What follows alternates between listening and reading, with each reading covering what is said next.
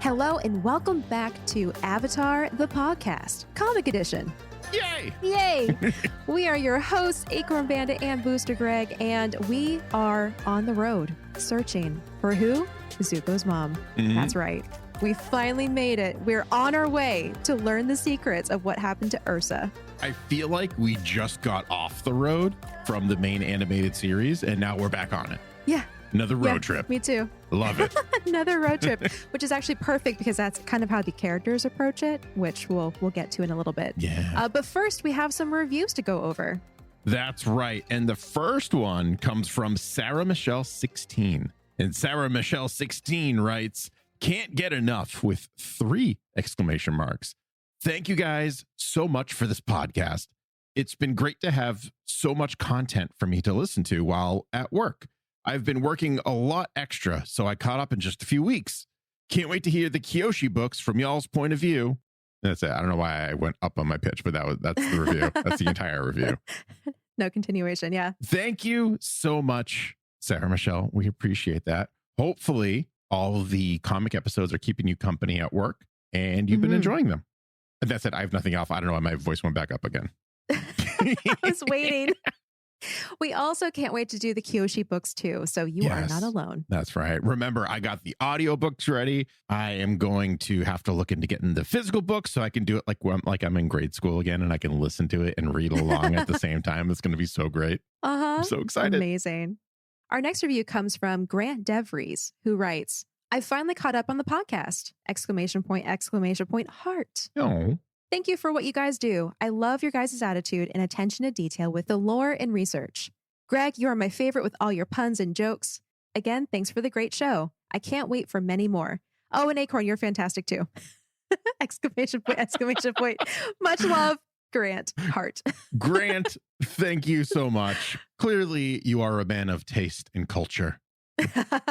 I don't even mind being an afterthought because you're right. Greg's puns are top tier.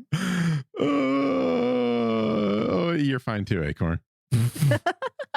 I'm all right. You're all right. That's awesome. Thank you so much, Grant. We appreciate it. And yes, Acorn is fantastic. And that's putting it mildly. Oh. The next one comes from Tristan Frog. And Tristan Frog writes, "The perfect companion to the show.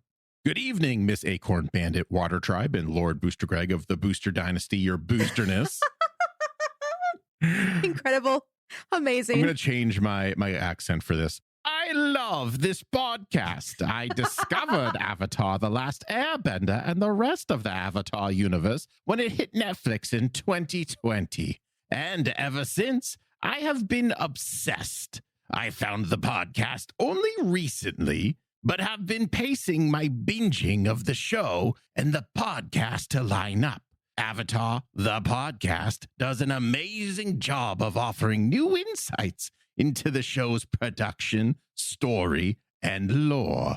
My favorite part is the headcanon. Listening to the show has made my 4:30 a.m. drive to work a highlight of my day. Thank you, and keep up the good work. Tristan Frog." By the way, top 5 characters: Aang, Appa, Katara, Zuko, the Sun Warrior Chieftain. He is just the perfect balance of funny and intimidating to me. Sorry, they got really fancy on there, so I felt like I had to fancy it up a little bit. Wow. Booster Greg voice acting when? That was amazing. I had a lot of fun. That was really good. We have fun here on the podcast. We like to have fun. Best voice. Wow. Okay. Really great review. Really great reading by Booster Greg. Thank you so much, Tristan. Thank you, Tristan, and for making it extra fancy. So I got to play a little bit. Yes. Also, I'm so glad that you found Avatar in 2020 before Netflix took it off their streaming service. So welcome to the podcast. You can continue on your journey with us. Yes. Our next review comes from Gator45, who writes, "Building a family tradition. I'm an older Avatar fan. I started watching the Aang Gang since the start in my early 20s when going to college. I was hooked from day one. Now, later in life, I had to wait until my daughter was old enough to enjoy Avatar. We watched my DVDs when she was 5 and she was hooked. We had conversations about the show. Now she's 9 and she has watched Avatar 3 or 4 times and our conversations have changed. The conversations will drive my wife nuts since she hasn't watched Avatar and probably won't since she is not into animated shows. We don't let that spoil our fun. Now I have to thank her for introducing me to your show, and now I am hooked. It was cute. She said, Dad, I have a podcast for you. It is Avatar the Podcast. And in 2 weeks, I have finished all the published episodes. I really enjoy the in-depth look at each episode and adds to the many hours of conversations with my friends and daughter on the show. My top 5 characters are Uncle Iroh, Zuko, Sokka, Toph, and the White Lotus Masters, with the boulder as an honorable mention. My daughters is Toph and Zuko. Thanks for the hard work and all the information and itching a scratch I didn't know I had. Is today just going to be like full-blown Toph tier reviews one after another? Because I think so. That was amazing too. Thank you for sharing that story. It's almost like a glimpse into my future, I feel like. I was just going to say. I was reading this along with you and I was just like, oh, I can't wait till my daughter gets to be 5 years old and we can have all these conversations. And then when she's 9, we can get even more in depth and then just annoy my wife to no end. I'm so excited. Yeah, because it would be a similar dynamic, right? Yes, and similar top 5 to mine. Yeah. Yeah. Oh my gosh. Are Crazy. you a time traveler, Me? Gator? Yeah. Are you? Is this? Are you me from the future? Future? Please let me know. I have many questions. Wow, so good. Also, I love the full circle quality to that story where you got her into Avatar, then she got you into the podcast. Yeah. Just how heartwarming. So good. The next review comes from Baby Dana Boo, and they write, OG fan club. I was 11-ish when Avatar first came out, and it was the first show I would watch every week. I love this podcast. It's like a stroll down memory lane with awesome hosts. I'm now sharing all the awesome fun facts I learned from this show with my husband, who also loves Avatar. Yay. So much sharing in today's reviews. Thank you, Baby Dana Boo. That was a really good one. You're right. A lot of sharing, which is maybe the theme of the episode, just based off of the reviews and not the source material that we read and researched. Yep. We'll see if it matches up by the end. Our last review, though, comes from the Down-to-Earth Airbender, who writes, love it. I've been listening for a while now from Spotify, and I love everything I've heard. I watched this since I was young, and the way y'all go in depth is interesting, and it's hard to see, pun intended, anyone hating this. Stay flamin'. And then the tongue face. I like that pun. That was a good one. I like it too. That was really good. Yep. That was really solid. Down-to-Earth Airbender. I feel like you're trying to highlight something and it's going right over my head right now. Oh, no. I was reiterating. Oh. It's from the Down-to-Earth Airbender. Earth. Hard. I see. I get it. Yeah. I get it. Yeah. Yeah. I got there. We got there. It took me a minute, but I got there. That's going to be our primer pun for the episode. Okay. That sounds good. Thank you so much, everyone, for writing the reviews.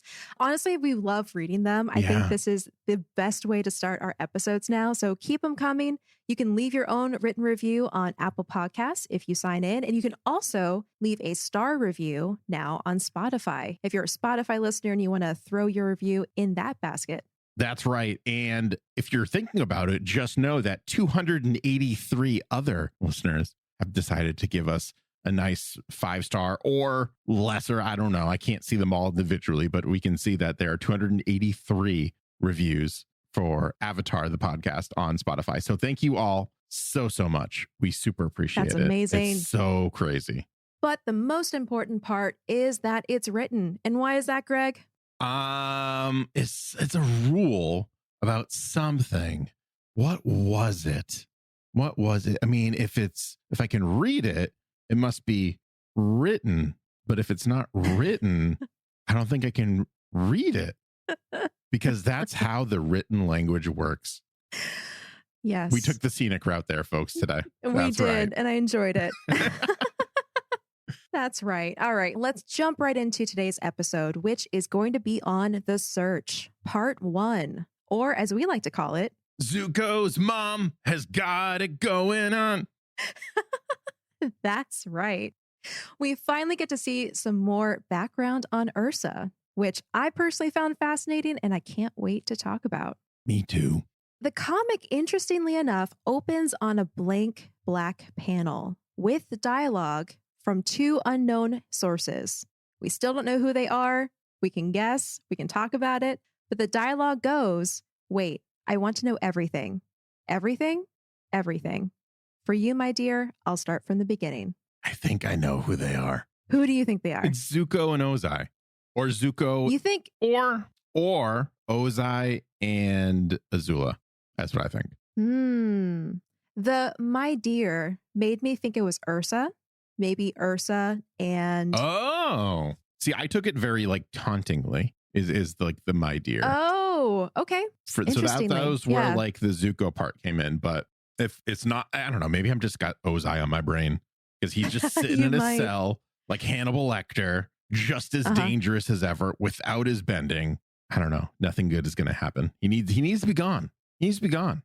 I know. He does. He's causing way too much trouble for being element bendingless and in a prison with no throne. He's still causing too much trouble. He's not even sweating his position. We already went over this a couple episodes ago, but he's not even sweating his position right now, which makes me very nervous. Yep. Well, we are probably eventually going to find out who that dialogue comes from at the end of this comic. We still don't know, so cast your bets now. The scene shifts, however, to a sepia-colored remote tropical village named Hira'a, where a man is standing on a stage practicing his lines. A young woman in a mask appears and startles him, causing him to drop his own mask. The two flirt, and the woman is quickly identified as Ursa, and the man, Ikam, her boyfriend. Ursa announces that she just received the role of the Dragon Empress in the play, the implied counterpart role to Ikam's role as the Dragon Emperor. Ikam jumps to his feet, ecstatic that he will finally be able to kiss Ursa in front of the whole village. He puts his mask back on, and the two recite their lines from the scene, gently touching masks together in a kiss that turns out to be more awkward than it looks. Ikam then unexpectedly proposes to Ursa, revealing to her that he's been in love with her since he was 6, and she kicked him in the stomach and pushed his face in the dirt. Ursa, daughter of Jinzuk and Rina, will you marry me? And Ursa says yes. I love this guy. It's because he's basically Fire Nation Sokka. Yep. Great first impression. Definitely pretty kooky, sweet, funny. I'm getting real Sokka vibes from him too. He's very animated, I think is where that's coming from. Like the panel where he yells congratulations that she got this role. His like arms are super wide stretched. Like he's got motion lines going all over the place. This guy moves fast, but not when it comes to, I guess, proclaiming your love, because it took him how many years? Yeah. Though in the moment he moved very fast. It was like, all right, screw it. I'm going to marry this woman. And then he proposes. That's very true. Yeah. I mean, he is clearly designed for us to fall in love with him as well as readers. Yes. So, yes. Good job well done. Yeah. What an interesting introduction. I like how it starts here, but it was also like very startling for me, because I've only ever seen Ursa as the quiet, melancholic mother of Zuko that we kind of see in the background. She's not in the foreground very often, except for like one episode. So to see her as a young woman and to hear her also being named not as a member of the royal family, but as like the daughter of 2 people in a remote village, it was so weird and also immediately tragic, because I knew what was coming for her. I didn't know how it was going to happen, but I knew what her fate would be. Yeah, and her body language is drastically different too. And this is props to the artist as well, right? Like Hira'a just nails the Avatar: The Last Airbender style with these illustrations, as well as in The Promise Parts 1, 2, and 3. But like she's sitting upright. She's got great posture. She's flexing at one point in one of these panels, like just a very different person from the woman that we know based off of the flashbacks in the animated series. And you're right. It's tragic to think about what she becomes. And well, spoilers, it's going to happen real quick. Yep.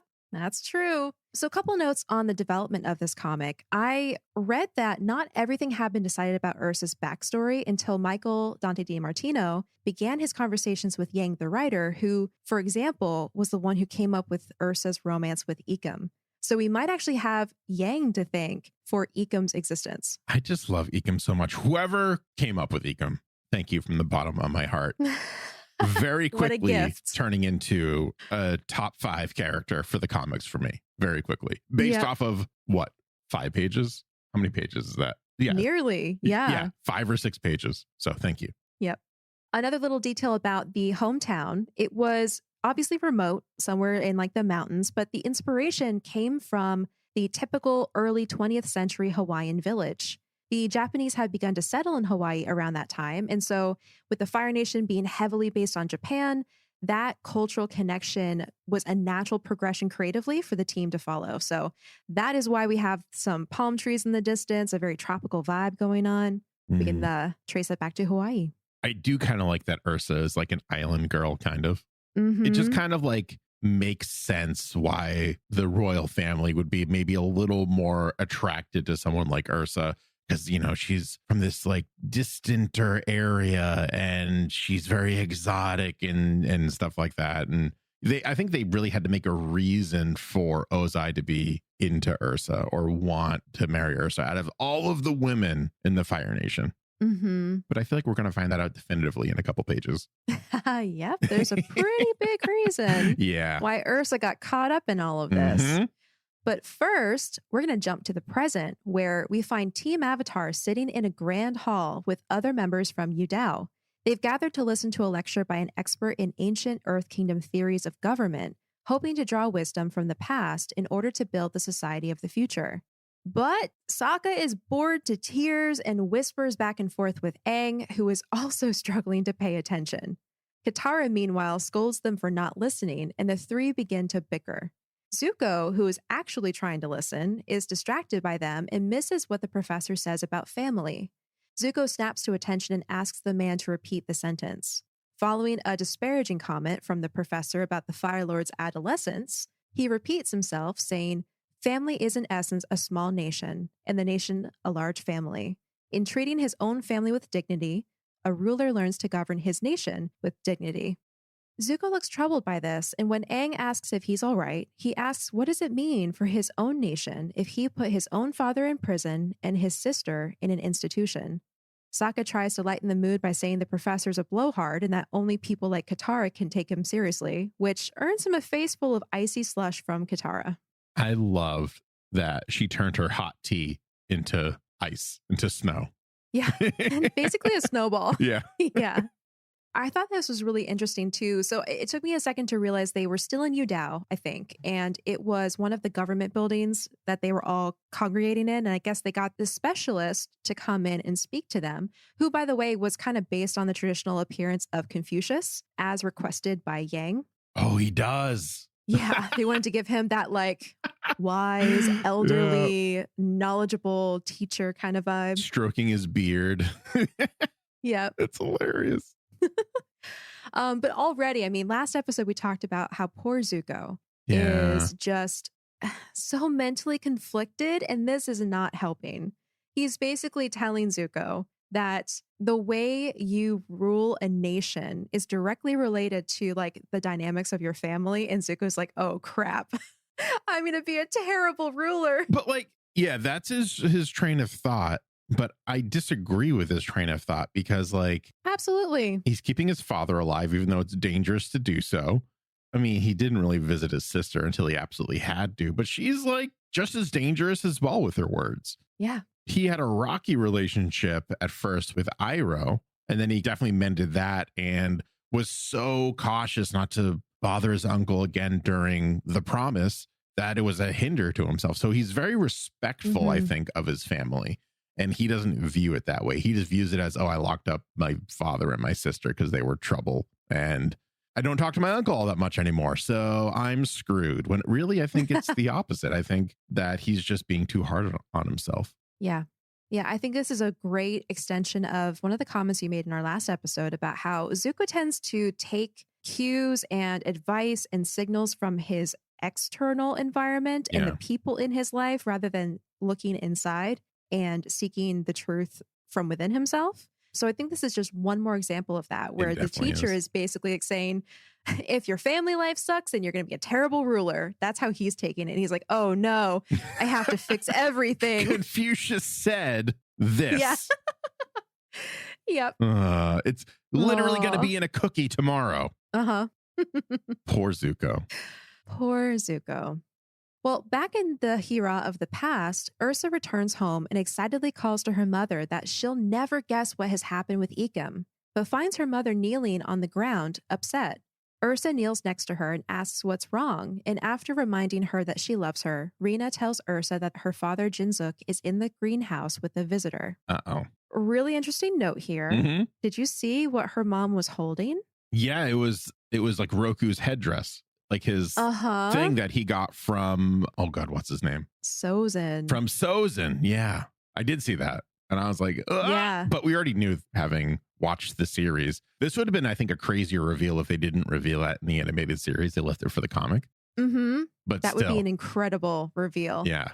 But yeah, very subtle, very nice. It's like, it's not the center of attention on the panel, but if you know what you're looking for, it definitely is. Mm-hmm. Yeah, and for a second, because it wasn't the main central focus of the panel, I actually thought that it might have been, I don't know, like a gift, almost like a wedding gift or proposal gift. Yeah. But then I realized, no, that's a family heirloom handed down by Roku. I don't know how they got it, though, because Roku left that on his floor when the volcano erupted. Don't ruin this, Greg. That's all I can think about. Swiped it before it erupted in flames flung it with his dragon strength, and it landed on the mainland of the Fire Nation, where someone who knows it's Roku's picks it up and then carries it with them for the next 20 years, and eventually, it's also like possible his child or someone else picked it up for him, because we only saw him run out with his wife. We didn't see any children in the scenario. So that's possible. But I just wanted to remind everyone that this is a kind of small little oversight here, which is the same kind of oversight because somehow Iroh gets it and gives it to Zuko.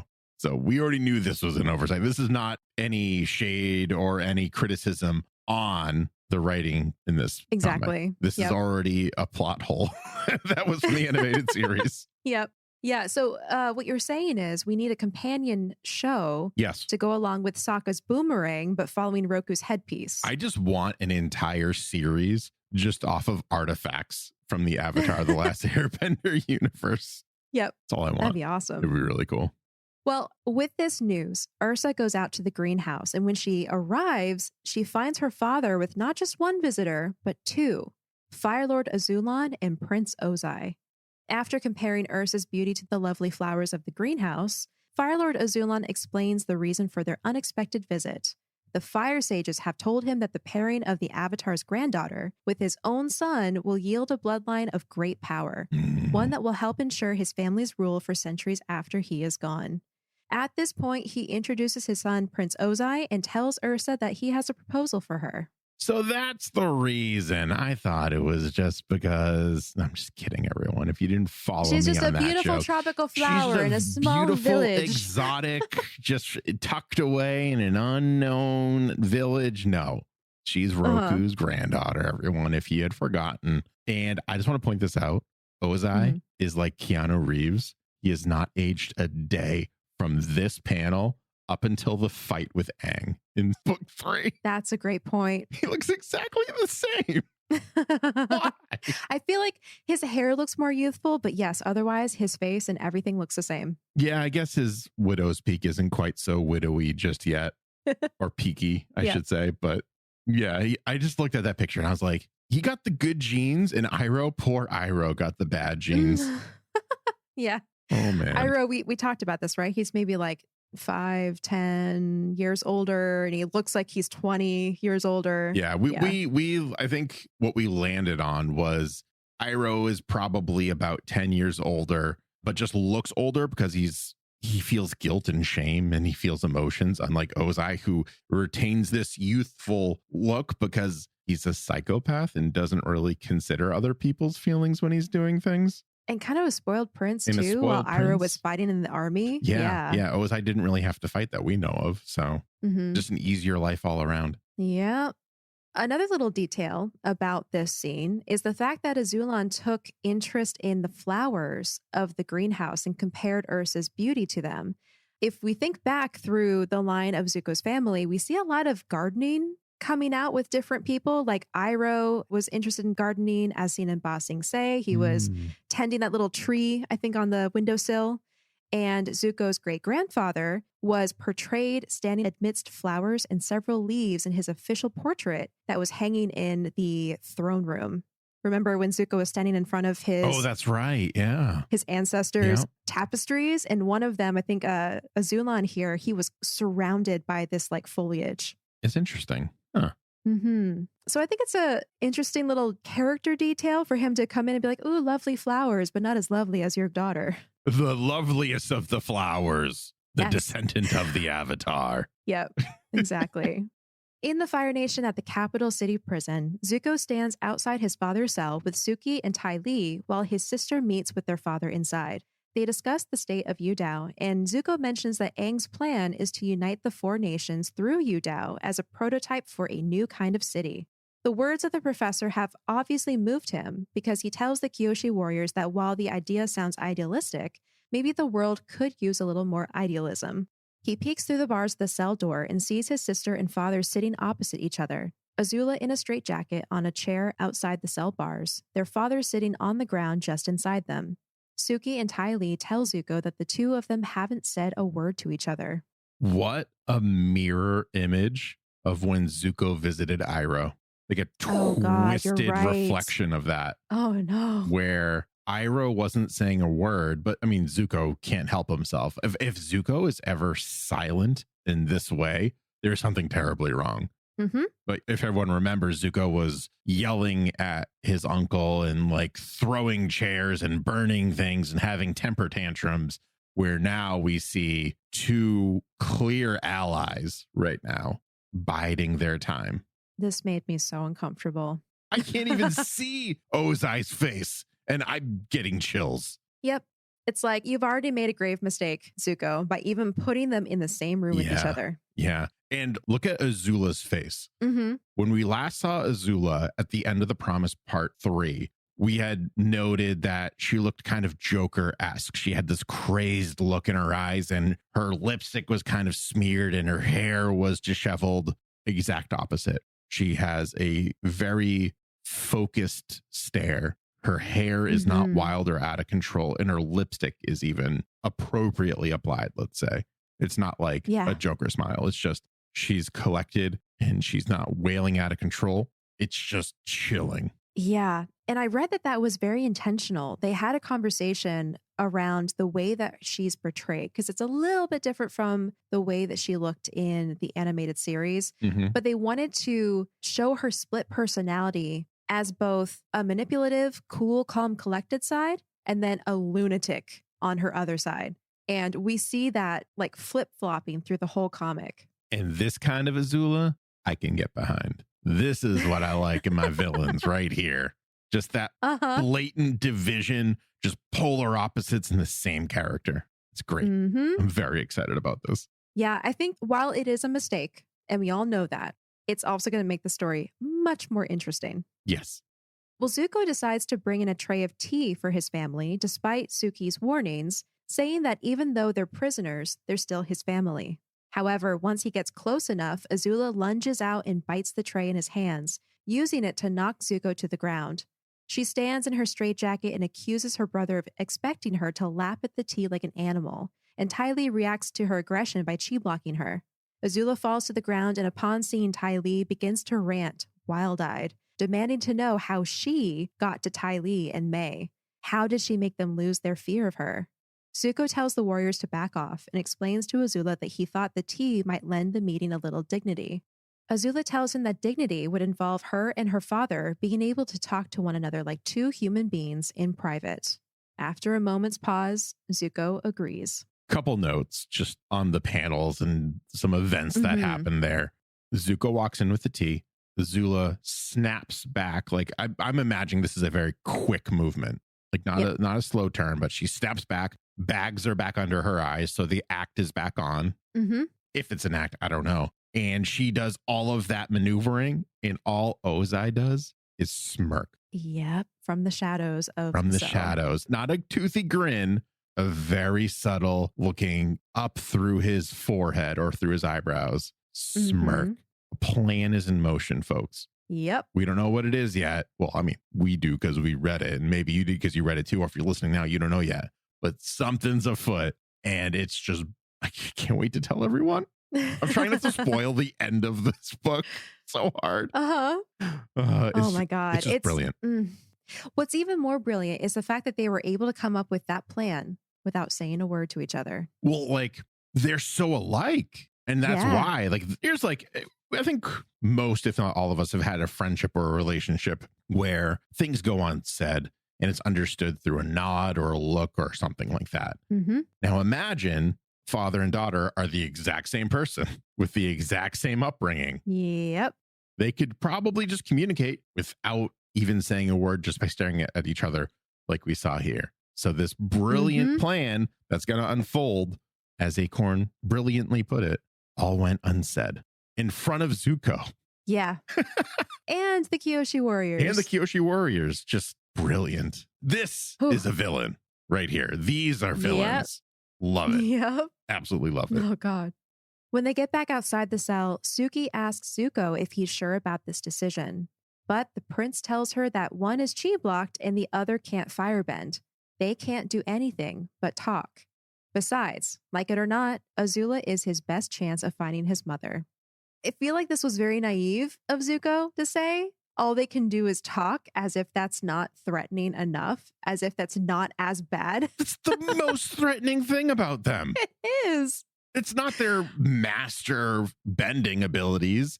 It's their ability to manipulate their way in and out of situations. Mm-hmm. Oh, Zuko, poor, naive, idiotic Zuko. Yep. I'm so sorry.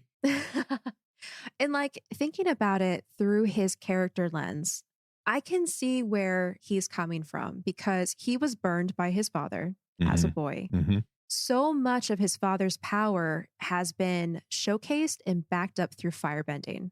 And then his sister has always, I guess, like in their travels, he's always encountered Azula in some sort of physical way. You know, like the chase where they're fighting each other in the broken down Western type village. Yeah. Every time they get together, it's through some sort of like either firebending battle or physical hand-to-hand combat battle. So I think he might just be forgetting how smart they are. He knows, but he thinks that because they're so limited, it's going to affect all of them when their brains are just fine. Yeah. Yeah. I'm going to say something a little spicy right now. Ooh, okay. And I'm going to expect that we get at least one email and maybe a review mentioning this specifically. Ooh, okay. Zuko did not get the brains in the family. He's an idiot. Oh. As far as that lineage is concerned, he's the dum-dum. I love him. He's edgy. He's cool. He's handsome. He's great. But everyone in the family except him is brilliant at manipulating situations, playing pie show. Iroh does it as well, but he's not evil. Mm-hmm. He's learned, he's changed, he's evolved. He was a war hero for sure, and he did a lot of bad things during that point. We haven't seen them, but one can only imagine. But even he manipulates situations to get the upper hand with just talking. We even saw him play the idiot with Zhao in book 1. That was him manipulating Zhao. He didn't want the general to perceive him as a threat. So he acted like an idiotic old man fumbling around and stuff like that. Mm-hmm. That is he's more, I guess, prop comedy, for lack of a better term, or like the drunken master aspect where Ozai and Azula are very straightforward. They want you to know they're the smartest person in the room immediately. And Zuko, based on what we've seen so far, has never been the smartest man in the room. I take that back. That one time when he was in the Blue Spirit costume and then there was those two guards, maybe he was smarter than them. But rarely is he ever. And I'm sorry, but as far as I can tell, and it's my opinion, if you disagree, you're more than welcome to. But he is definitely the dum-dum of the family. Comparatively. Yes, I'd have to agree. He's not dumb, but he's like the least intelligent out of all of his family members, for sure. Yeah. And I don't disagree with you. I do agree that's a very spicy take. Yep. And You're if welcome. anyone out there is offended right now, think about this. We go back to Sozin. Sozin planned to take over the world using a comet that boosts firebending power. Yep. Azulon launches war on the rest of the world, continuing the actions of his father, helps with genocide, and basically sets things in motion for like world domination. Ozai is the sadistic ruler that we have always seen him to be. Azula is a child prodigy who is also as manipulative, smart, cunning, and devastating in her intellect. Mhm. And then Iroh is the, like you said, drunken master, where you can't really tell if he's just always has a long game going or not. Mhm. Does he always have like a plan in mind? And then there's Zuko. He has been very clearly set up to be an underdog, which I think is why we all love him so much, because he struggles and struggles and struggles and is trying to just get to where he feels like he belongs in life. He's trying to find his destiny. And I think it really comes to a head in Bitter Work when we see him trying to learn something new and then being so defeated that he stands up to a lightning storm and says, like, you've always put me down. Like, come at me just one more time. I dare you. I dare you, universe. Like, that's who he is. Yeah. But also on top of that, we've recently discussed how because of that, because he's an underdog and he's trying to find his way through the world, he's very receptive to the people in his life, advice, friends, family, that it's really tough for him to like come up with a plan all on his own. But that's part of who he is. That's, going hand in hand with his underdog nature. Yes. And I will say this. I think that although he's not the most conniving member of his family, I think that mentally he's one of the strongest. Yes. His resilience is through the roof. It's just wild. Like you see Azula loses a single fight and she breaks apart. She crumbles. Yep. And there's more to it than I know. I'm being a little facetious when I say that, but I mean, she lost and she can't handle it. Zuko's been doing nothing but losing practically his entire adult life, from when he was burned up until the end of book 3. And I guess maybe even after that, because we're going to see some stuff happen. So he just gets himself right back up and keeps on moving. Yeah. So it's almost like his family was born with the smarts. He was born with the resilience. Yeah. And he is learning all of the wisdom that they seem to have picked up very intuitively through adversity. Yeah. He's got to learn the hard way. If he sees a hot stove, he's got to touch it several times before realizing he shouldn't. Yep. Yeah, exactly. Yeah. Oh, man. We love him. We love him. Yeah, absolutely. Back in the Hira'a of the past, Ursa rides in a carriage with Fire Lord Azulan and Prince Ozai, frowning and half listening to Azulan's small talk about the comforts he's sure she'll enjoy once they reach the capital. The carriage is suddenly stopped by Ikam, who stands in the street holding theater prop swords. The young man demands that the Fire Lord release his true love because, with all due respect, he can't let him take her away from him. The Fire Lord orders his guards to take care of the boy, and a fight soon breaks out. Fearing for his life, Ursa pleads with Ozai to order the guards to stop, claiming that the man is her childhood friend and he's just confused. She calls Ozai her love in the hopes that it might persuade him, which it does. Ozai orders the guards to stop, and Ursa runs out of the carriage to tell Ikam to go home. Ikam pleads with her and tells her that he will go home if she tells him that marrying the prince is what she truly wants. Ursa sadly looks back at the carriage and the waiting royals, then turns back to Ikam and formally responds, "Fire Prince Ozai honored my family by asking for my hand in marriage. I joyfully accepted." She meets Ikam's eyes with tears rolling down her cheeks and says, "Now, for your sake and mine, go home." And the transformation begins right here. Yep. The vitality, the freedom of expression and movement and body language is already shrunk and tightened so much. Yeah. And I will say this for Ikam. He put up a fight for just having prop swords. He was very resourceful. Like, he took out one guard. The other one was firebending at the sword. It catches on fire, so he throws it at the guard. Like, he knows how to fight. Like, he's not an idiot in terms of this regard. And he probably could have at least stood up to Ozai for 4 seconds, let's say. But yeah, but Ursa steps up and selflessly just says, "I want to be with him. Please go home."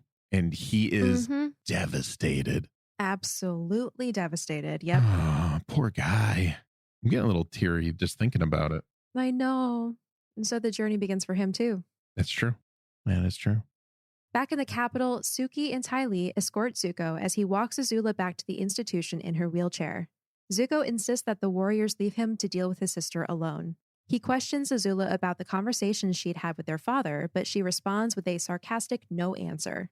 She then brings up the curious side effects of chi blocking and how it makes one's joints go soft, like they're made of melted wax, resulting in a few moments of extreme flexibility as strength returns. As she says this, she snakes an arm out of her straitjacket and fires a bolt of lightning at her brother. Using the distraction to leap from the wheelchair, she wiggles and burns her way out of her restraints and leaps onto a nearby roof, escaping through a window. I love this so much. Mm-hmm. So much. She manipulated her dear friend Ty Lee to use chi blocking on her. So then when her chi would be restored, she'd still be like extra flexible so she could get out of her restraints and make a daring escape to what her father, without saying a word, instructed her to do. Oh, no, they talked later. So maybe that's going too far. Maybe when they were talking in private, he was like, all right, here's what you got to do. Okay. Yeah. XYZ. But still, brilliant execution. Because that first part of the plan was before they were talking. Uh-huh. So wait.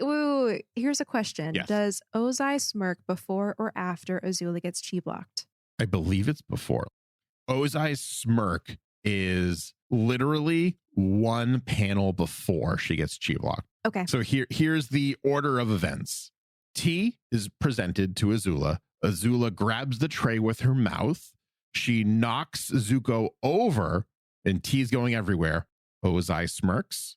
Azula yells about lapping it up like an animal. Then she gets chi blocked. So it's like he was expecting. He was like, all right, here it comes.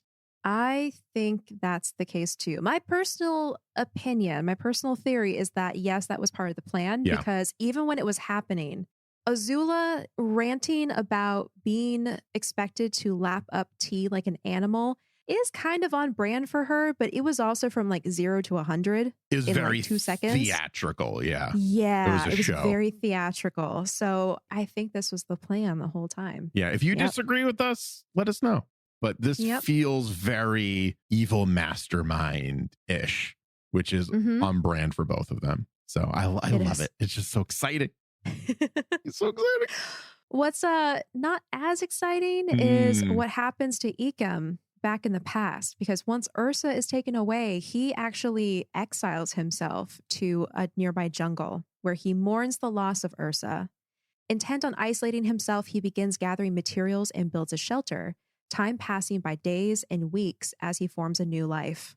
One night, once his beard has grown in full and he rests by a campfire, he turns to see a giant glowing wolf spirit drinking from the river nearby. The two lock eyes. This is not the case, and this is completely Greg headcanon right here. Not headcanon, but this is Greg going on a tangent in his brain right now. Ikem's mustache grows faster than his beard, and it's, I don't know, I just thought of Wangfire for some reason when he's got the big Burt Reynolds mustache going. I 100% thought that too. He is definitely exhibiting some Wangfire. Yeah. And I guess it's safe to confirm that he's not a firebender because we see him making a fire by rubbing two sticks together. So we can put any future thought of him maybe being a firebender to bed. He had to make fire the old-fashioned way. So when I saw, on the other note, when I saw the ghost dog wolf lapping the water in front of him, I got so excited. It's just like the foreshadowing in this, where it's just, they're both on opposite sides of water. Water's reflective. So it's like a mirror reflection kind of. It was just like so cool. It's just the foreshadowing in that one panel is so cool. I know. It's so good. Also, it's a very powerful passage because there's no dialogue. Yeah. It's all imagery of his sadness, his grief, his resilience of basically building a new life for himself in this jungle. Also, there could be some similarities between the wolf spirit and Moro, the wolf god from the Ghibli movie, Princess Mononoke. It's not confirmed, but because the creators have stated they've drawn inspiration from Studio Ghibli and Miyazaki films in particular, that might be where the idea came from. You know, if either of them, Mike or Brian or Bryke, were working with Yang and talked about this, like, you know, this would be really cool if... I also think that's just the symbol of the lone wolf is just ingrained in our culture as well. Too. And like, honestly, if you're going to give someone a spirit animal and it's a wolf, you know, at least as far as like, this might be a little bit America culture centric thinking of me. But like, if I see a lone wolf, and a dude on the other end of the pond, I'm like, watch out. This guy is going to be trouble real quick, real quick. Symbolically. He's going to be cool. He's going to get feral and then go back to cool. Like there's so much expectations building up from just this panel, from a storytelling standpoint, from an artistic standpoint. It was really beautiful. Like, I'm just going to say it. Ecom right now, #1 favorite character in the comics. Just going to go out on a limb without having read any of the other ones yet. Only halfway through this trilogy. Ecom is like right up there. Beautiful. That's very on brand for Greg. I like it. I'm very predictable in that way. Oh, man. Back in the Fire Nation capital, Zuko pursues Azula into the palace, where he eventually comes to a framed painting that conceals a hidden passageway. He uses firebending to open the passage and follows his sister into a hidden bunker filled with artifacts from around the world. When he wonders aloud what the place is, Azula, who is digging through a trunk, responds that it's one of their father's many secret chambers, something that Zuko would know about if he'd come exploring with her when they were little. But his fear always held him back, which I feel like was kind of a jab, too. Yeah, absolutely. Modern, present-day jab. She stands and holds a stack of letters aloft in the air, announcing that the chest contained many years' worth of letters that their mother wrote, and they're the key to finding her. Zuko demands she turn them over, but before he can make another move, she ignites them with a blue whoosh of fire and cackles at Zuko's distraught reaction. Unseen by Zuko, she slips one of the letters into her sash behind her back. Zuko angrily demands to know what's wrong with her, to which she shouts back, "Why don't you ask her that? I'm sure she'd be happy to tell you." Obviously struggling with her sanity, Azula clutches her head and tells him that, believe it or not, she also wants to find their mother as much as he does. And so, she'll tell him what was in the letters on one condition. What a scene. Also, how cool was that little hidden bunker? Like, it was really, I really liked it. The artifacts. Yeah. Yeah. There was outfits from every nation. Yeah. Different weaponry, chests, things that you would have found around the world. I thought that was a really cool touch. I did as well. And I will say this, so people don't add us, or me specifically, Zuko did use his brain to find this little hidden bunker. He felt that the portrait of the Fire Nation symbol or the picture was warm, and he goes, "Oh, I know what to do here."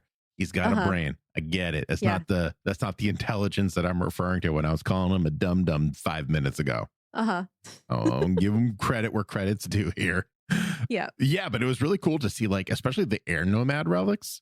That was very interesting to see, because we know that the Fire Nation was using the relics as bait, essentially, after the genocide of the air nomads.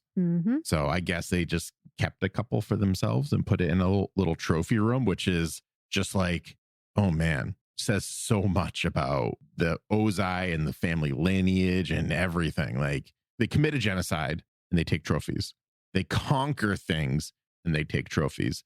Although it's interesting that the trophies are hidden. I did wonder about that. I don't know what to make of that, to be honest with you, but it's interesting to think about that. Like, some shame maybe, or I don't know. Like, so far we haven't seen any real remorse over the genocide. So I wonder why that's not more in a more prominent place. Yeah, I wondered about that too. Where I kind of landed was it's more of like a storage unit than anything. And because they're valuable, they were made to be hidden and just kind of like all dumped together. Like a safe. Yeah, I get it. I can see that. Kind of like a safe. I can get behind that. That's my best guess. Oh, did you see on the right-hand side as well? The little uniform that looks familiar there. They have a Daily uniform. Yeah. It's really, really interesting. And it doesn't look like a modern one either. It looks like an older one too. Exactly. It makes me wonder when all of these were taken, because they do seem like definitely not present day. Yeah. Interesting. But yeah, brilliant scene. We get that really shoved in our face. Remember, Azula is actually losing her mind. It's not always an act, which is a nice reassurance to have, right? Yeah. Not for her, maybe, but for us, the reader, to be like, we didn't forget about this. This is really the case. And it's just, I'm just even more scared for Zuko because she's still seeing her mother. And she just talked to their dad. Yes. Alone. Yes. And has a plan. Yes. Do you think that when she was staring at her father, she saw her mother behind him? Oh, God. Maybe. She definitely sees her in reflections, but I think she also sees her elsewhere too. So that would track. What do you think is more terrifying? The fact that she maybe saw her mother in that jail cell behind Ozai and had zero reaction, or the fact that when she's around Ozai, her psychosis, for lack of a better term, appears to be null, appears to be just gone? I noticed that too. That was very unnerving. I think that's what made that moment in the cell so tense. The fact that she was very languid, relaxed, calm, Yeah. but still like very intense looking at Ozai. And then whenever Zuko shows up, she's like back to losing her mind again. Yeah. It could be masking as well. She could be masking her mental state because she wants her father to be proud of her. I could see both ways. Yeah. Yep. Oh boy. Well, jumping back to Mom, on her wedding day, she goes through the ceremony with a very sad and resigned expression. At the wedding reception afterwards, Ozai comments on how lovely Ursa's parents are. Ursa's expression softens and she tells him that they've always been good to her. Ozai then suggests that she should tell them that when she says goodbye, so that her last words are sweet ones to remember her by. Ursa is startled and asks for an explanation. Ozai proceeds to tell her that as Princess of the Fire Nation, she is expected to sever all ties to her past and to devote herself entirely to her new duties. Ursa looks on in horror as he continues, saying that after that day, she is expected to never mention Hira'a, her family, or her old life ever again. She belongs to the royal family now and to him. I don't like it. Oh boy. I dislike this. That's all I can say is I severely dislike this. Yep. There's a lot going on in this scene. We definitely see Ozai's sadistic side. Yes. He seems to take pleasure in telling her, yes, your life is over and you're going to deal with it. Oh, by the way, you belong to me now. You're basically my property and a possession of the royal family. So that's great. The one nice thing about this scene is we see her wedding dress, which is very similar to Roku's wife's wedding dress when they got married. Yeah. It's based on or takes cues from ancient Korean fashion worn by the country's nobility. So that headdress, the robes that she's wearing, very reminiscent of early Korean fashion. The rest of the scene, though, pretty awful. Yeah. I was hoping for a sliver of more character depth to Ozai. I was hoping for maybe a Sozin scenario where we see him as a younger gentleman and he's not totally evil and sadistic and you hate him right away. This is just something that was inside of him that came out as the years went on, and he didn't have the, positive reinforcement or positive influence from, say, Roku. No, he's just always been this way. He's always been a terrible human being. Yeah. So we don't get very much more of his character compared to the animated series, which, is fine because he's at least on brand with who we know him to be. That's true. Consistency is sadistic nice. Megalomaniac who wants to take over the world. But at the same time, it does match Azula quite a bit. Azula has always been sadistic and selfish and power hungry. So I guess in that way, kind of, but it kind of fits. To use one of your arguments against you, if I may. Yes, you may. That's not why you so much, and a lot of people so much enjoy Azula, is there's still that conflict in her, right? Like she's not completely evil. She turns that way, but she has some redeeming qualities. Like she is a kind of, at least on the beach, the episode of the beach, she's kind of a good friend to Tylee and May, right? She wanted to fit in.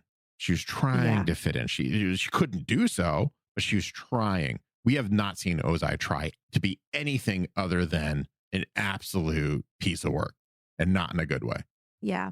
No, you're right. We don't. And I think we wouldn't really be able to see much of that unless we got much more Ozai screen time or But I don't think we would even get that, because this would be the time to show that, I would think. It would. Yeah. Right? Like it would be hey, this is the way it's going to be. And like have some remorse about it. Be like, I don't like this as much any more than you do, blah, blah, blah. No, he's just literally drinking it up. Yeah.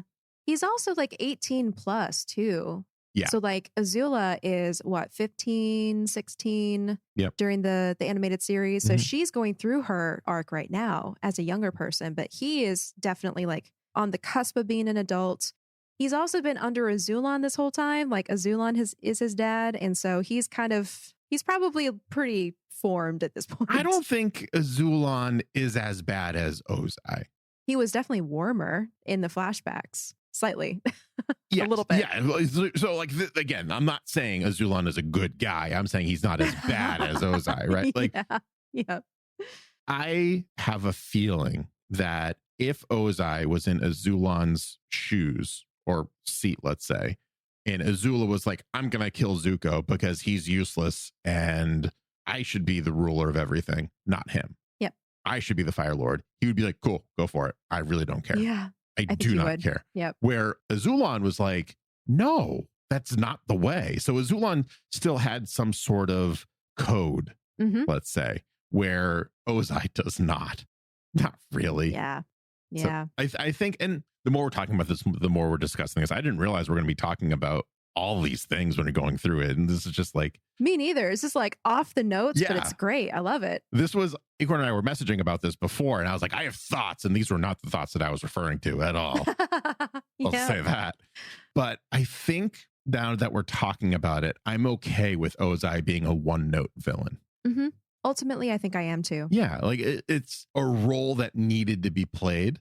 And when you have this world that's so full of fully fleshed out characters that are going through an arc or have gone through an arc, it takes, I think, just a little extra push to see, like, to get them further into a journey.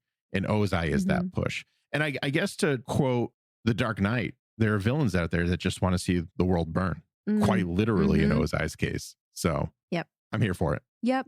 And his character depth could be as simple as just selfishness and power. Yeah. You don't need to explain very much of that if that's the case. It's like, no. Well, actually, so I think it's more in that direction than anything else, because the advice that he gives Zuko, his advice is, you are the Fire Lord, therefore anything you say goes. Yeah. That's the rule. Yeah. Anything the Fire Lord does is the good decision because you're the Fire Lord. Like, oh my goodness. Yeah, that's a dangerous train of thought. And I do like that slight reassurance he gave Zuko as well, where he was like, and maybe Ozai's arc literally just started much later in his life. We don't know, right? Like, everything's gone perfectly. Not perfectly, slightly rocky has been the best term I think we can use for Ozai, but he's lived a very privileged life. So when he's now in prison and he gives Zuko that advice from, I think it was part 2 or 3 of The Promise, where he's talking about the dilemma that Zuko had of right and wrong, the hawk or the turtle, like who should he have spared? He was almost fatherly, dare I say, in that moment. Yeah.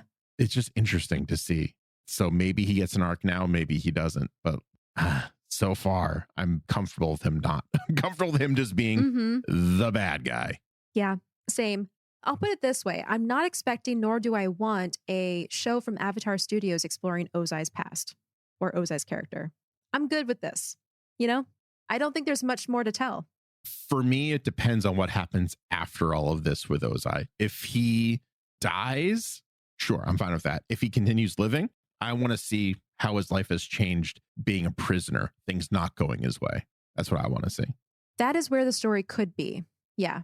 But like, as far as his origins, how he became the way he is. Care. Yeah. I don't need that. He's always been the same way from birth up until the end of book 3, as far as I'm concerned. Yep. Yeah. Same. All right. Hopping back into the present, Aang, Katara, and Sokka fly to the Fire Nation Royal Palace to meet Zuko and Iroh after receiving a message from their friend. Zuko explains that he's discovered the location of his mother's hometown and hopes that by traveling there, he will receive some answers. Iroh will look after things while he's gone, and he was hoping that his friends would join him because the information about his mother came at a cost. At that moment, Azula emerges from the curtains behind him, and Aang and Katara immediately go on the defensive. Zuko stops them and explains that Azula was the one who got the information from their father, and because she helped, they made a deal. She is going with him to look for their mother. And on top of that, she's going to travel unbound with dignity, which means he needs some help keeping an eye on her.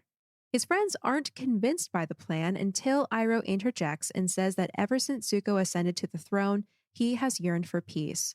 Finding Ursa may bring that peace, and not just for himself. As he says this, Iroh's attention shifts to Azula. Aang sees this and understands. We're your friends, Zuko, he says. If you need us, we'll go. I'm getting, this might just be me, large RPG vibes, role-playing game, not like the rocket launcher vibe, where it's like, oh, we don't have Toph. We need a new party member. Azula has joined the party. Yeah, I totally see that. Yeah. That's the first thing I thought is like, oh, we lost one.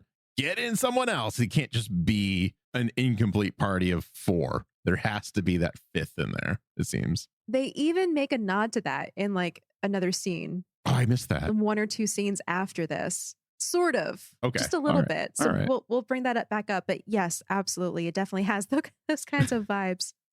But also the gang's back together, and this is nostalgic. That's true. I love it. That is very true. The next day, as everyone is preparing to leave, Azula proves herself to be as difficult and demanding as they expected. Zuko tells his friends that someone will have to be watching his sister at all times. Sokka volunteers for first watch, but Azula zaps his boomerang out of his hands, which causes Team Avatar to go on the offensive yet again, and Sokka backs out, suggesting someone else take first watch instead. As they fly away, Iroh muses aloud to Suki that the problem with the Fire Nation is that for the past 100 years, they've had too many weapons and too little tea. This makes him realize his first order of business as interim Fire Lord, declaring a National Tea Appreciation Day. I feel like this might just be me. This is a conflict of interest all of a sudden. How so? Because Iroh, as we all remember, owns a tea shop. Oh, I see. So if he, as a Fire Lord, declares a National Tea Day, profits rise. Just saying. Mm-hmm. Is this Iroh being sweet Uncle Iroh, or is this Iroh the mastermind making another move? We may never know. On Appa, Sokka watches in disgust as Katara and Aang kiss in front of him. Katara and Aang comment that it's too bad Toph couldn't be there, but that instead they have Azula for company. Azula makes the moment weird by demanding to know which miscreant of the group did she approach first. None of them had even met Azula yet, so how did she convince them to help her ruin the princess's life? I just want to say this really quickly. Small comic book thing. Did you see the onomatopoeia for the kiss? Yes. Smack. Yeah. What a gross word for a kiss.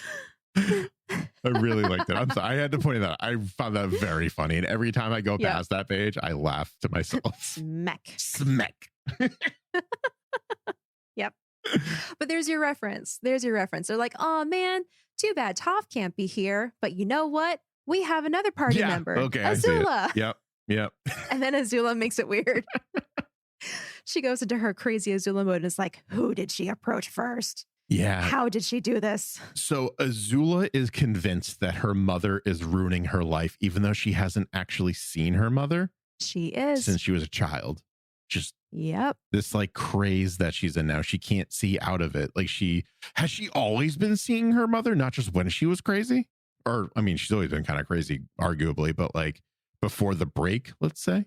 No, I think it was after the break when she was about to become Fire Lord and started firing everyone in the palace. I think that's the first time it started. And she saw her mom. Okay. So she's retroactively connecting the dots, so to speak, in this giant conspiracy. Okay. I wasn't sure. That is the scary part because of how smart Azula is. She is fabricating this mastermind plot involving her mother with her big brain that is completely fabricated and false. That is so dangerous. It really is. And like, it reminds me of, this is going to be an odd reference, the Jim Carrey movie number 23. And I guess that's also like a phenomenon, right? Like the number 23 shows up everywhere throughout history. And if you really look for it, you can find like correlations to events and the number 23. That's what she's kind of doing with her mom and all of the terrible things that have befallen Azula throughout her life. She just is like, oh yeah, well, my mom could have done that. Because in her mind, Azula could have orchestrated or she believes she could orchestrate such a crazy scheme that would go throughout all of her life without having to be present. Why can't her mother? Yeah. It also reminds me of A Beautiful Mind a little bit. Oh, yeah, that's true. I mean, like, again, the mental illness is similar, that theme, and the presence and the building of a delusion that is not real, but it's based on real facts or real clues. I'm not going to go into any more detail because A Beautiful Mind is a great movie. And if you haven't seen it, you should watch it. So good. Beautiful. But just that, yeah, beautiful. But just the concept of when you're incredibly smart, it can be very difficult to figure out what's real and what's not when you're in a delusion because you see patterns everywhere. You're putting the puzzle pieces together and it feels like you're on the right trail, but actually you're just completely out of it. You don't even realize. Yeah. As she talks, Azula gets more and more wound up until Zuko has to stop her with a threatening, steaming fist. Azula plays it off as just small talk, and Team Avatar agree that they all miss Toph. Me too. Like, yeah, we have a new party member. Ooh, but we really miss Toph. Can Toph come back? On a more personal note, they replaced one of my favorite characters with one of my least favorite characters. So yeah, I miss Toph. That is funny. Sometime later, Zuko mentions that Hira'a must be just up ahead, but admits that he doesn't want to enter the town in the middle of the night like some group of bandits, so they should probably camp for the night. Sokka turns to talk to Aang about this and sees his friend's face contorted in a strangely aggressive scowl. When asked what's wrong, Aang replies that he can't help it. There's something out there, some kind of spirit that he can feel, especially in his face. He looks over the side of the saddle and sees a giant glowing wolf spirit running on the ground below them. Azula uses the distraction to make her dramatic exit. She stands on the edge of Appa's saddle and tells the group that it's been a pleasure to listen to their bickering, but now that Hira'a is a hop, skip, and jump away, it's time to bid farewell. Oh, and she'll be sure to give her their regards. Without another word, she dives off the side into a freefall. Aang was just suffering from what I call RWSF. RWSF. Resting wolf spirit face. If you ever see someone in your life with a particularly aggressive scowl, ask them, do they have RSW? RWSF. Resting RWSF? Resting wolf spirit face. You're all welcome. Yep. If you're wondering, no, that's not the most proud thing I've ever done on this podcast. If you're wondering, but I stand by it. Yep. Something about this scene, I don't know if you picked up on this, but it felt very anime-esque. I agree. Well, to be fair, we have a giant wolf spirit underneath a giant flying bison. So yeah, I'm getting like Digimon, Pokemon, like Miyazaki vibes too. It felt like a Team Rocket address. Yeah. I did get those vibes as well. Like to me. I mean, we very rarely get to see the spirit world in Avatar: The Last Airbender. So when we do, I think it feels extra anime-esque, for lack of a better term, because it's more fantastical than the main series is, because sure, we could kind of like rationalize bending of the elements. It's not super far-fetched for us. There's a Pokemon pun for you all. You're welcome.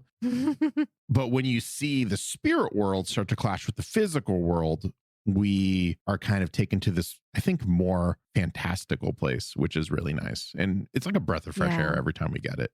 Yeah. And on that note, I did read that by the time Yang was writing The Search, he and Mike and Brian were already deep into writing book 2 of Korra. And at that time, that they were developing more rules and ideas for how the spirit world worked, because that was a big part of the story in Korra. So they feel like those ideas directly influence the human spirit interactions in this story. That makes sense. Yeah. It all comes together. It's all overlapping. It's all connected. Just like Azula's mom's big evil plan to ruin just Azula's life, specifically her daughter's, and no one else's. Speaking of Azula, she's now free falling down to the ground. And so Aang, being a good guy, leaps after her with his glider and catches her on the way down. But Azula promptly burns a hole in his glider to get him to release her, and she lands on the ground in a practiced crouch before taking off. She leaps over a stream in her getaway, and at that moment becomes distracted by the sound of her mother's voice. She stops and turns to see Ursa's reflection in the water. Ursa tells her daughter that she's only hurting herself, but Azula erupts at the ghostly reflection. She tells it that she's stronger than she realizes and that Ursa has been conspiring to take her down since the day Azula was born. Because even as an infant, Ursa saw in her something she'd never have: power. Azula then spirals into demanding to know how Ursa managed to make everyone close to her turn on her, and that she now has the evidence she needs to take the throne from Zuko. But she can't become Fire Lord with Ursa constantly conspiring to undo her. That's why Azula's going to find and end her. Dun, dun, dun. Again, just I feel like I've spoken too much about how Azula is just crumbling when she's alone, but like, talk about a perfect depiction of that. No one's around her. She sees her mom and just like yells at water, essentially. Yeah. This is her at her most unhinged so far. And It's a very powerful portrayal of just what kind of state her mind is in. And the last panel on page 48 for like the super collected edition, if you're following along, it's like almost like Disney villain vibes with how her eyes look. And there's like a slight red. It's not like a bloodshot red, but it's just like the light is kind of shining through. And it's just this red. It looks bloodshot, but it's not. It's just, and she's sweating. I just got like heavy Disney villain vibes. Yep, I did too. And that's another example of the artistic difference between the two sides of her. If you notice when she starts going into those kind of more deranged states, everything, her pupils shrink down, like her irises and pupils get really small. Her face gets sharper, more angular, more expressive. Yeah. Yeah. Gurihiru had a blast with this. You can tell. Yeah. It's almost like drawing two different characters. Yeah. That's really fun. Yeah. Well, she's not alone for long because Zuko catches up to her and asks his sister who she's talking to. Azula responds that it doesn't concern him and that she no longer needs his help to find their mother. Before she can attack him, though, Katara bends a casing of ice around Azula, trapping her arms to her sides. The group comes together and Zuko notices that Aang's face is doing that thing again, which means the spirit must be close by. Azula, on the ground at this point, stops mid-rant when she sees something across the clearing: the wolf spirit. Another big reveal: Azula is the only other person in the group aside from Aang who can see the spirit. That is interesting to me. Do we think it's connected to her mom? Seeing hallucinations of her mom? Maybe, but I'm more wondering if being able to see the spirit world could also be a lineage thing. Because Iroh could as well. And we don't know why. Right. We assume. assumptions. Yeah, but we don't know. Like I think assume that it's because of the dragons, right? Like when he learned the true firebending origin, but we don't know that for a fact. Like Zuko can't see these and he knows too. So I don't know. I'm torn between this. For me, all theories are valid right now in my mind. Yeah. Until proven otherwise. But yeah, her seeing the wolf quickly put her in her place, I think. She was like oh. Yep. And poor Sokka thinks that they're all just like cowering in front of the boomerang. Yeah. Oh, Sokka.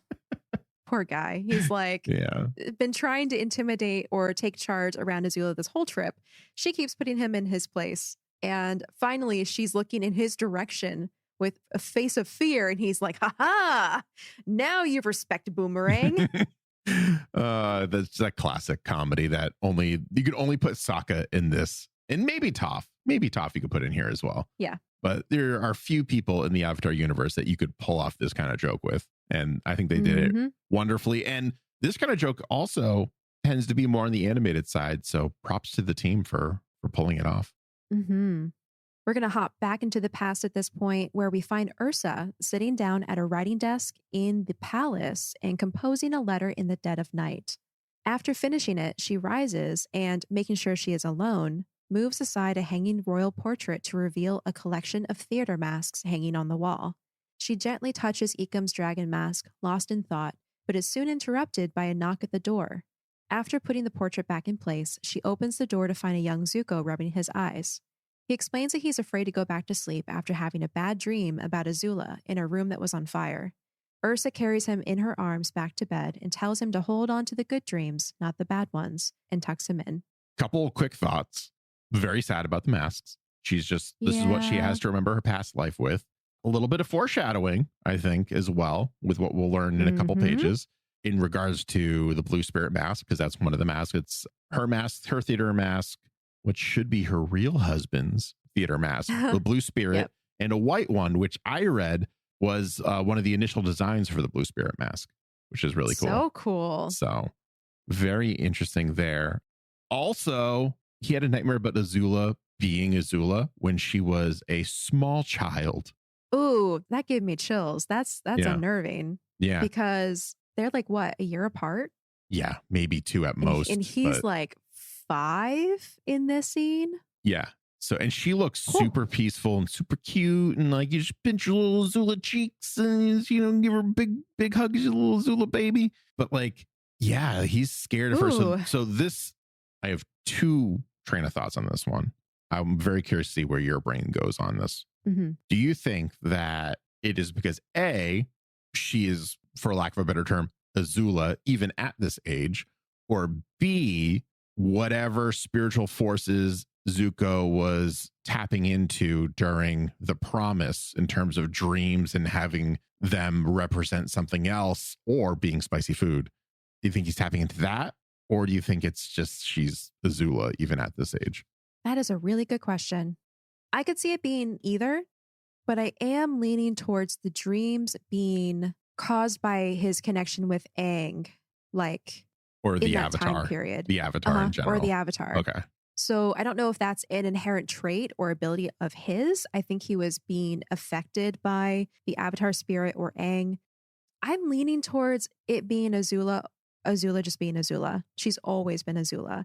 Also because it kind of ties back to the concept of yin and yang. That's true. And the 2 dragons. Yeah. And how, you know, Azula is the the angry, power-hungry, consuming dragon, and Zuko is the placid, thoughtful, and peaceful dragon. And that makes sense to me because if Ursa was paired with Ozai specifically because she was the Avatar's granddaughter, then this is their first generation after that. Yeah. We have a line of Sozin and a line of Roku, and they came together with Ozai and Ursa, and now the children are the first in that new line. So it's almost like the 2 powers represented in their personalities. That's true as well. I also wonder if it's the latter. Just follow me on this one. I think you're right. I think it's that just Azula's been Azula her whole life. But if it's that the dream that he had is a vision from the future, that would be potentially a result of the Roku bloodline, which Ursa wants to squash because she doesn't want Ozai to find out that their son is having visions. That's a brain cannon I could get on board with. Maybe it's a little bit of a stretch. I think the former it's a little is out easier, there, but I like it. But you know, they're just throwing it out there. You know, we have a platform to throw out my crazy ideas on, and yours as well. So I figure, why not? We'll see. Well, I like it because it's an extra detail, an extra point of intrigue. But also, think of all the times when Azula has set things on fire. Like, wouldn't it be crazy if little 5-year-old Zuko was getting a dream of the future when Azula was going crazy at the end of book 3 and burning the royal palace courtyard during their Agni Kai? Like, that'd be wild. That would be wild. That would be so cool. Yeah. Like, it's not a room, but it's still like the royal palace, a place that he would recognize and see as like being home. Well, also dreams are not exactly sensible either. Like, you could say like, I'm in a room, and you feel like you're in a room, but you're visually not in a room, right? Like, that's, and also you could be like, that's Azula, and it looks like adult Azula, and obviously little kid Zuko wouldn't know what like teenage adult Azula would look like, but in his brain it's making that dream connection, for lack of a better term. Yep. So maybe. Yep. Fun things to think about. I like this. After tucking Zuko into bed, Ursa slips away to a room just past the kitchens, where an old woman named Alua answers the knock. Ursa passes the secret letter to her and asks if she can make sure it's delivered to Hira'a in confidence, just like all the others. The woman warmly agrees, telling the princess it's an honor to help her, and Ursa leaves. But once gone, Alua reveals her true motives when she slips over to a trunk and begins to put the letter inside. She quickly reads it first, and what she sees makes her stop cold. She makes her way to the Fire Lord's training room where she presents the latest letter from his wife addressed to her hometown. Ozai is confused, telling her that he's asked her to file the letters away for him, but Alua insists that he will want to see this letter. Ozai accepts the paper and reads it, his own eyes widening in disbelief. The tension! I dislike this woman severely. It made me reflect on how some people in the world can be the warmest, most welcoming, friendly, kind people and still be able to be a two-face and just flip on you once you're gone or once you're out of earshot. I know those people exist, and it's uncomfortable to see it depicted in this comic and have it negatively impacting Ursa, who we love. Mm-hmm. And granted, we could maybe argue that she's afraid of Ozai. Ozai put her up to this, and he is the Fire Lord and he's a very strong firebender as well. But I just don't like this whole scenario. I don't like the betrayal in it. It's not sitting right with me. I do like that she reads the notes, even though Ozai probably told her not to. Yeah. I got that sense too. For me, that's this is her soap opera.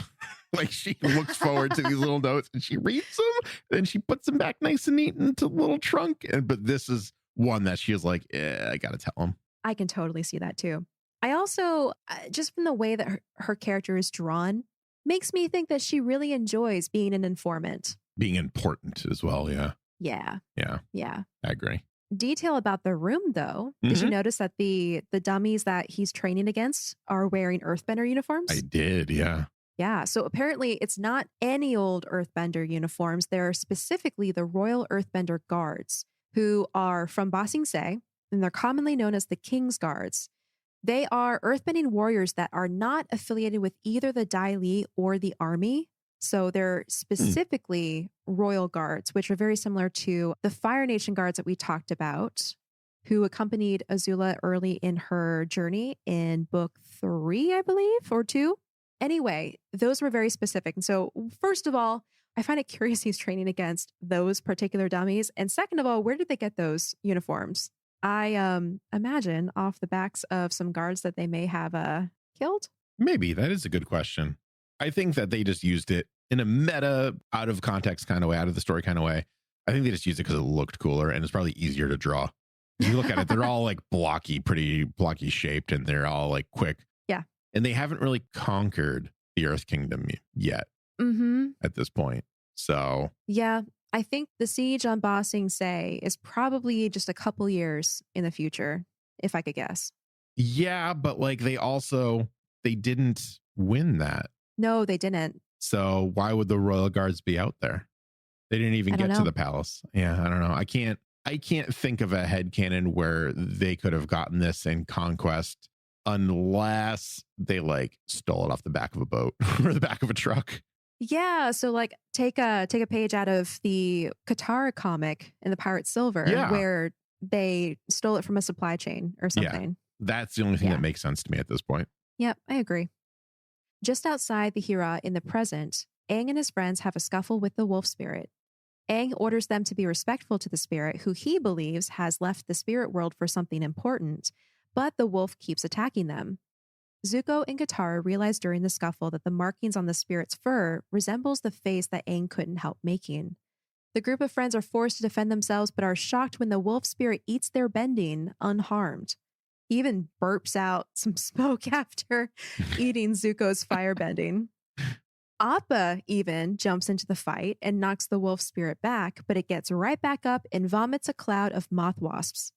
So really, really fun aside here. Apparently, Yang met with D. Bradley Baker at WonderCon in 2013, and D. Bradley Baker allowed himself to be recorded making Appa's sounds on these pages. So they held up the comic to him and they're like, hey, can you do these sounds for us? And he okay, yeah, hang on. And he looks through it. And then he proceeds to do panel by panel the sounds that Appa would be making. It's really good. It's still on YouTube. Cool. So if you search, I got to find that. Yeah, it's really good. If you search D. Bradley Baker reads from The Search, it should be one of your top hits. I also really like this vomiting of the moths. It's very unsettling. Yeah. But it's very like Miyazaki-esque as well. Mm-hmm. Like I can see that. Like I am looking at this panel and I can see it come to life in that style. Yep. It's very interesting. I can too. It kind of reminds me of actually the boar spirits from Princess Mononoke and how they like start changing. Yeah. That kind of uncomfortable, unsettling type of quality. Mm-hmm. Yeah. Well, Azula tells Zuko to release her at this point, promising that she'll take care of the spirits for them, but Zuko insists that they don't need her help. However, after a few moments, the cloud of moths begin to swarm the others, and Azula offers an apology for running off on her own, and this is enough to make Zuko relent. He frees her, and once free, the princess forms a crackling orb of lightning and shoots it in the air, scattering the moth wasps and then launching the orb into the distance, luring both the moth wasps and the wolf spirit into chasing it. Another anime moment, in my opinion. kind of DBZ-esque a little bit. Yes. Yeah. You got like a spirit ball, a spirit bomb. I can't remember what it's called. It's one of those two that she just like summons and just throws. Yeah. I caught that too. Yep. Or a Hadouken if you want to be a Street Fighter fan. Similar. Yeah. Makes me wonder what she or why she thought that would work. I guess, moths to a flame. And so she's like, lightning, flame. Yeah. Well, yeah. I mean, work. We know in the modern era that you want to get rid of moths or bugs, you have that little bug zapper that's just a light that flickers. Yeah. So this is just the bending version of that, I suppose. I guess so. Oh, geez. And then she made it a ball so then the dog would want to chase it. Oh, that's exactly what was happening. Mm-hmm. I see you. Mm-hmm. I see you, Yang and Gerhyu. That evening, once everyone has wound down for the night in camp, Sokka and Zuko talk around the fire. Sokka is worried about Azula's hands being unbound, but Zuko reminds him that Azula saved them from the moth wasps that day, and that Zuko should give her a chance. Sokka retorts that Zuko's given her a lot of chances for someone who tried to fry him, but Zuko dismisses this. Sokka notices that Katara is sleeping next to Appa without a blanket and goes over to drape one over her, commenting to Zuko that it's a little cold that night. Zuko responds that after all the snowballs Katara had bended at his face, Sokka still looks out for her. Sokka smiles and says he throws witticisms at her and she throws snowballs at him. The relationship works. Mm-hmm. Zuko remarks that it seems to him that Sokka is getting the short end of that deal, but Sokka tells him warmly that Katara is his sister. When it comes to her, he doesn't mind getting the short end of the deal. Zuko looks back at Azula in thought.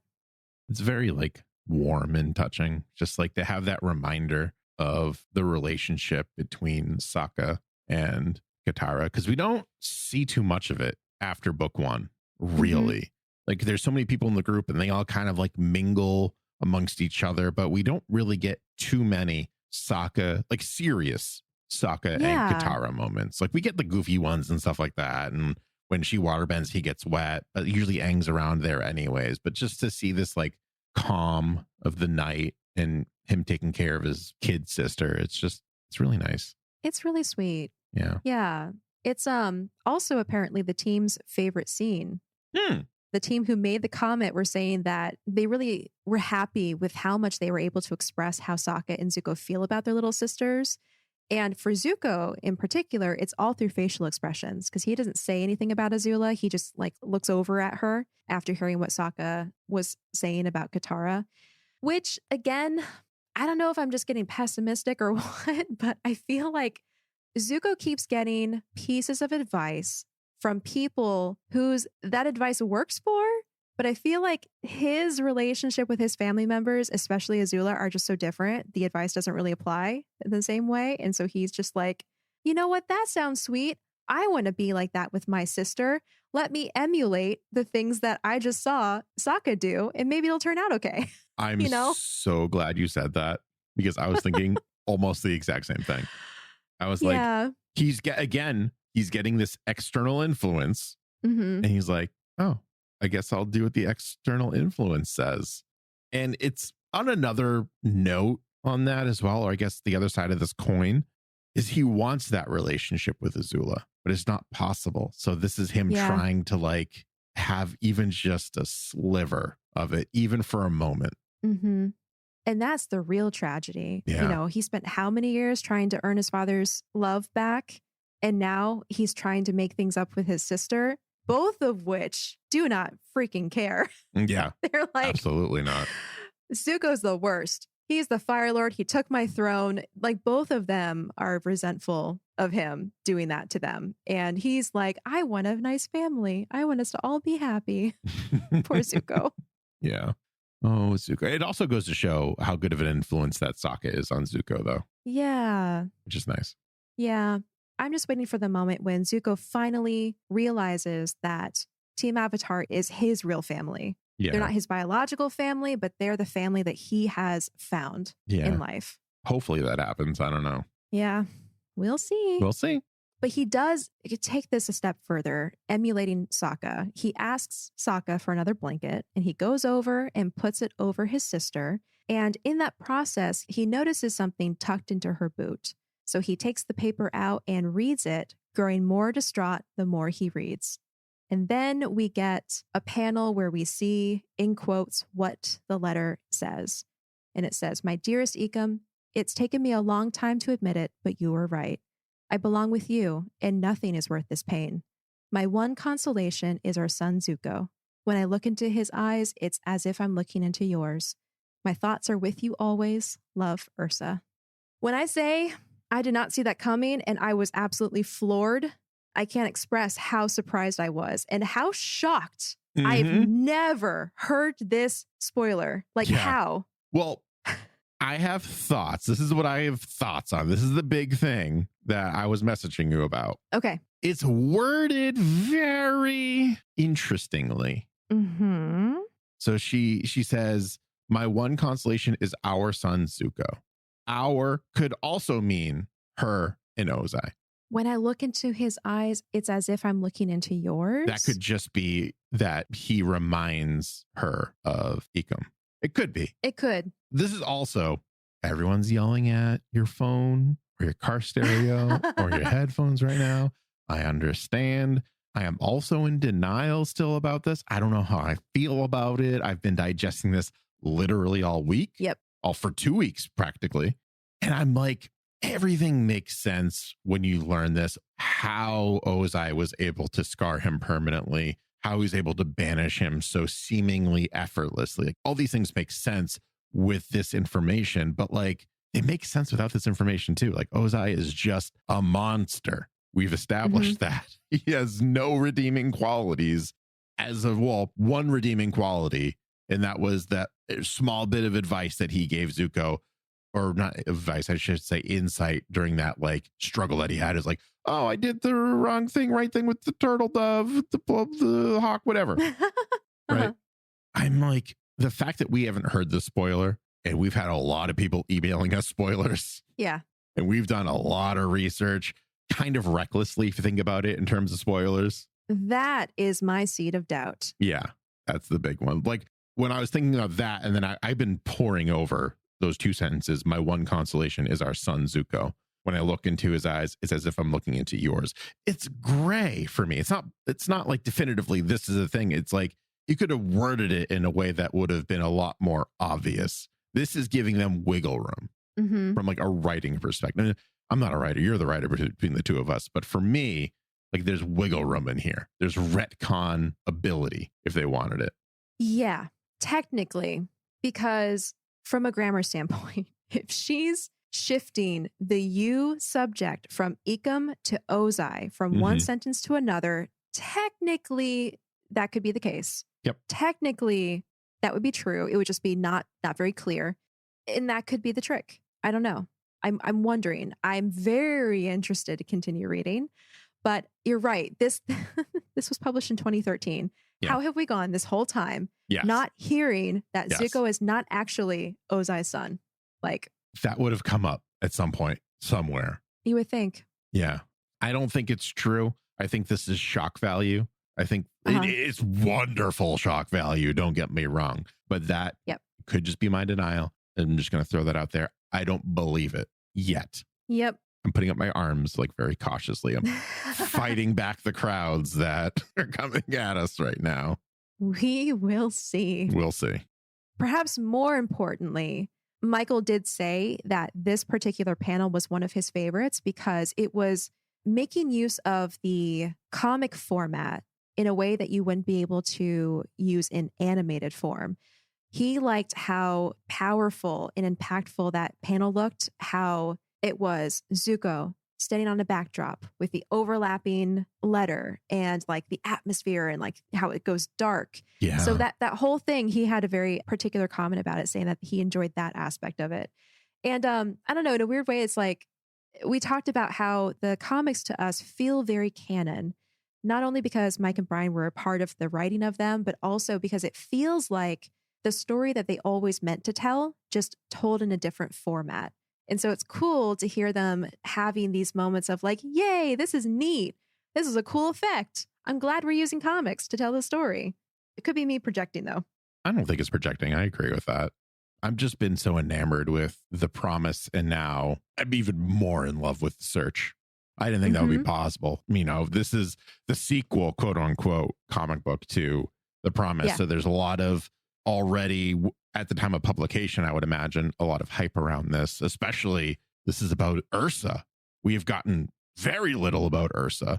So a lot of people that are excited about this. And I've heard not just from people who tweeted at us or who emailed us or just through other means, but a lot of people really want The Search to be adapted into an animated format because of how beloved it is. And I could see why, just based off of this. Yeah, me too. Yeah. But that is it for part 1. What a ride. What a ride. Wow. I personally feel like it's really tough to pick an MVP and moral of the issue here because it felt like such a starter to the story. A lot happened to me. I mean, not to me for the first one. I think I've been pretty obvious. Let me guess. Is Ecom your MVP? You bet your horseshoes Ecom's my MVP. Tell us why, Greg. Because he's amazing in every possible way. He's hilarious. He's strong. He's brave. He's kind of an idiot, which is great. Mm-hmm. He is maybe a wolf spirit. Everything is cool about everything. Mm-hmm. He at least saw a wolf spirit and didn't flinch. Like, he's just the goofiest, coolest kid in school, as far as I'm concerned. And he's loyal and he's brave. And he's just like, I don't know. He's everything that I think I really like about a lot of Team Avatar rolled into a character. Yeah. The absolute courage it took to step up to Ozai in that moment where he was like, no, you're not taking my girl. And then Ursa was like, no, you idiot. This is over. You will die if I don't do this. He just has the origins of a really cool character, all in the 5 pages that we saw him. That is impressive. And if he's going to show up again later in the comics, then yeah, that's a great origin or start for his character. Yeah. That's why he's not just my MVP, but probably my favorite new introduced character in the comics. Just saying. Okay, cool. I like it. I don't really have an MVP. I feel like there's a couple options that are on the same level, but there's just something about them that makes me not feel good about giving them the MVP. Is it because it's Ozai or Azula? Yeah, I mean, even Ursa and Zuko. Like, Zuko, as we've discussed, is kind of being a little naive, and I'm a little frustrated with him, even though it is the point of the story and the point of the conflict. And then Ursa, while I really like her character, I don't think she's doing the MVP type of motions. Like, she's not really impacting the story and driving it forward and, like, you know, changing the situation. She's kind of just in survival mode.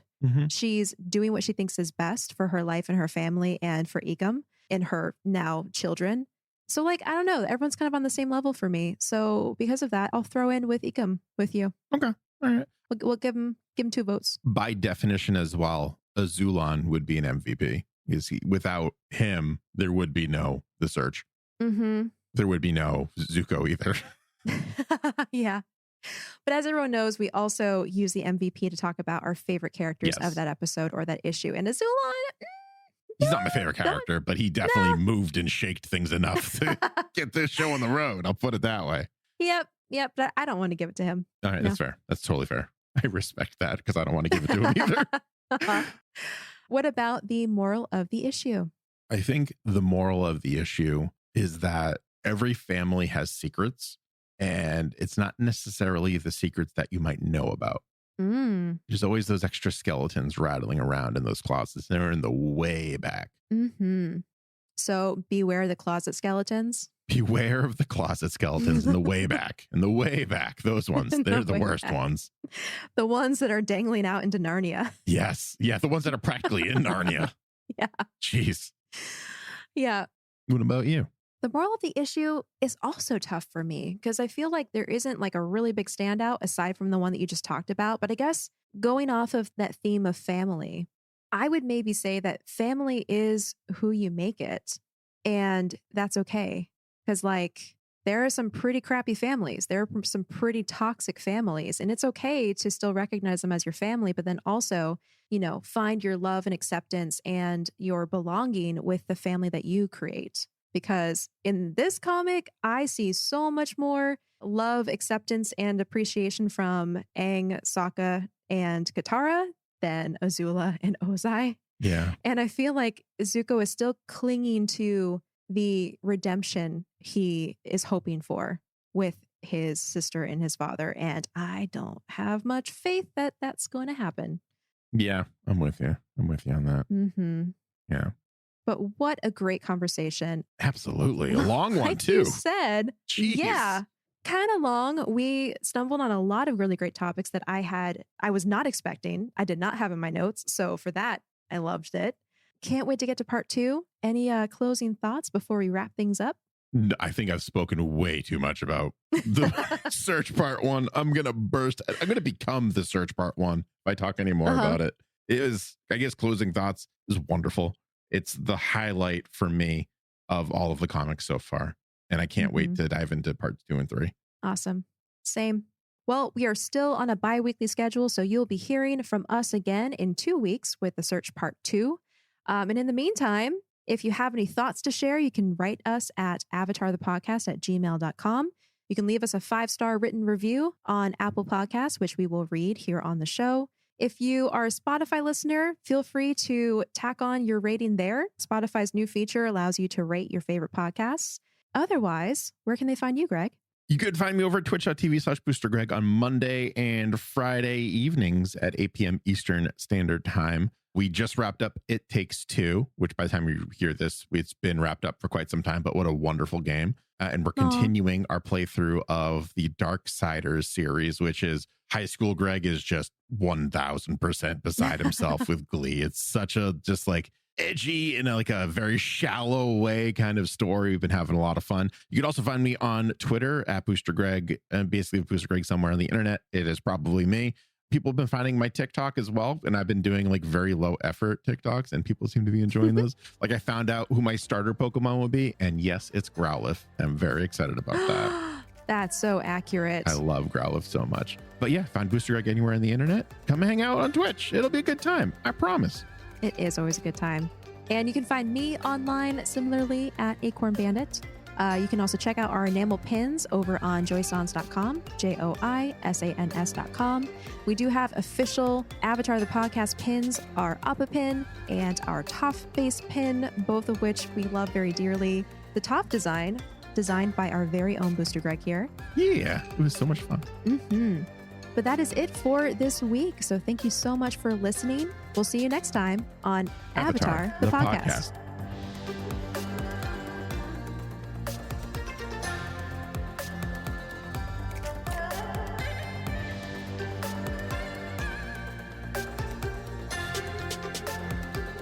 Avatar, the podcast, is a proud part of the Geek Generation Network.